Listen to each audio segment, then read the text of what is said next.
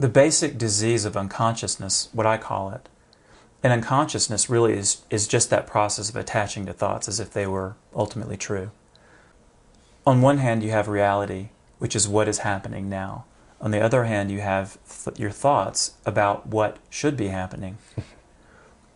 When those disagree, you have suffering.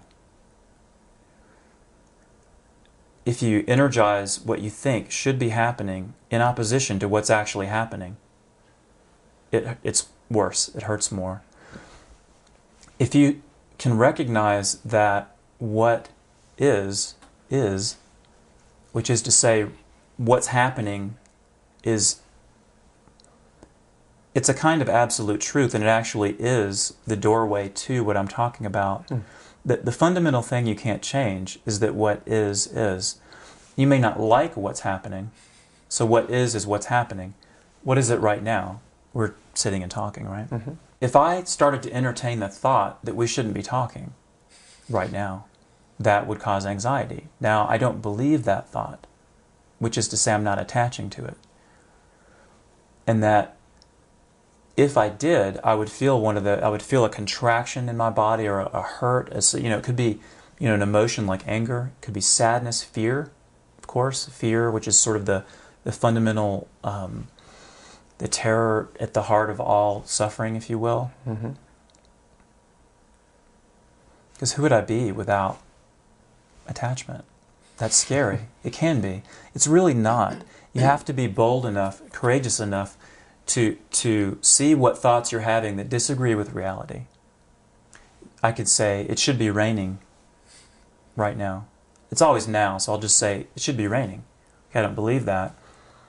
If I were a farmer, for example, and of course we live in the desert, so, not much rain, but maybe my crops are dying because there's no rain, and I entertain the thought, and I start to go like this because it's anxiety. It should be raining. My crops are going to fail, and there's fear, and there's anxiety, and I think about the future and the past, and, all those times it did rain, and the crops were great, and, it's not like it used to be. That's what I'm talking about. Mm-hmm. But the central thought is it should be raining. Well, it's not raining. So I look out the window, it's not raining. That's truth. It's reality. So if I can just look at the thought, it should be raining, and just, in a sense, see it and see that it's not true. Not mentally affirm that it's not true and then continue the attachment, but you go within yourself and feel what it's doing to your physiology. It's making you sick, probably. This is a hypothetical person, but that's a pretty anxious thought. Mm-hmm. So if you examine the thought, it should be raining, and see that it's not. So reality, it's not raining. Your thinking is it should be. You recognize, you start to let go of the one that says it shouldn't be happening. That's when you start to get some of that peace I was talking about. When you get that, and you say, that's what I want to be free. I'm tired of this anxiety. And we all have it. When we're willing to follow our thoughts, our beliefs, our ideas that we're holding on to so tight because our parents taught us, or school, or church, or if we investigate those thoughts down to the very root of their existence in a way, and we fundamentally recognize, not just think and affirm, but fundamentally see, I would call that awareness. The pure awareness of seeing that no thought is absolutely true. That process is what leads one to awakening. If you're really committed to going all the way with it.